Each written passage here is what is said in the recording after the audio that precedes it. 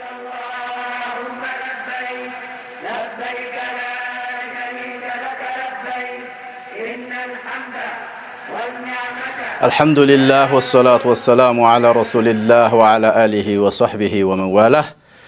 كبراننا كبرات حجاج بيت الله الكرام يتكبراتشو يا الله سبحانه وتعالى بيت يمتغوبنيو سوچ يوم الترويا ብለናል።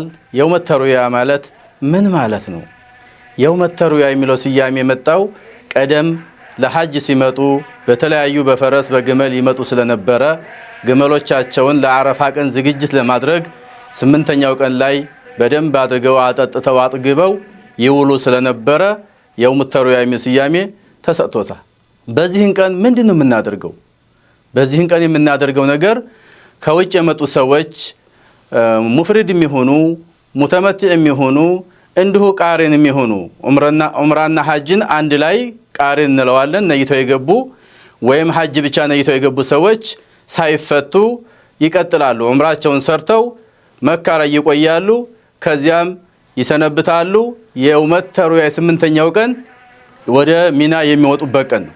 ስለዚህ በዚህን ቀን መካ አካባቢ ያሉ ወይም ሙተመቲ ሆነው ዑምራቸውን ሰርተው ተፈተው ሐጅን እየተጠባበቁ የነበሩ ሰዎች ወይም ሐጃጆች በዚህን ቀን ምን ያደርጋሉ?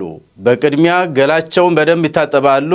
ባሉበት ቦታ ከሚቃት ግቢ የሚሆኑ ውጭ የሚሆኑ ኢህራም አድርገው በቀጥታ ወደ ሚና ይወጣሉ። ሚና ይወጡና ጧት እንደነጋ ማለት ነው ያው ለበይክ اللهم ለበይክ ለበይክ ላ ሸሪከ ለከ ለበይክ ان الحمد والنعمه لك والملك لا شريك لك የሚለውን በማለት ከዚያም ኢህራማቸው ለበይክ اللهم ሐጀን ብለው ኢህራም የፈቱ ሰዎች ይወጣሉ። ቀጥታ ወጥተው ሚና ላይ ምን ያደርጋሉ?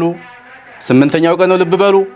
ዙህርን ይሰግዳሉ፣ ዓስርን ይሰግዳሉ፣ መግሪብ ሶላትን ይሰግዳሉ፣ እንዲሁም ኢሻን ይሰግዳሉ ጧት ፈጅር እስከሚሰግዱ ድረስ ማለት ነው። ሁሉንም ሰዓት በየሰዓቱ ነው። ሁሉንም ሶላት በየሰዓቱ ነው የሚሰገደው። ዙህርን በዙህር ሰዓት ነው የሚሰገደው፣ ዓስርን በዓስር ወቅት ነው የሚሰገደው፣ መግሪብም እንደዛው ኢሻም እንደዛው። ባይሆን አራት የነበሩ ሶላቶችን 2 ረካዓ አድርገው ነው የሚሰግዱት። አራት የነበሩ ሶላቶች ስንል ሶላት الظهر 2 ረካዓ ይሰገዳል፣ ዓስርም 2 ረካዓ ይሰገዳል፣ ኢሻን 2 ረካዓ አድርገው ነው የሚሰገደው በጀማዓ ማለት ነው።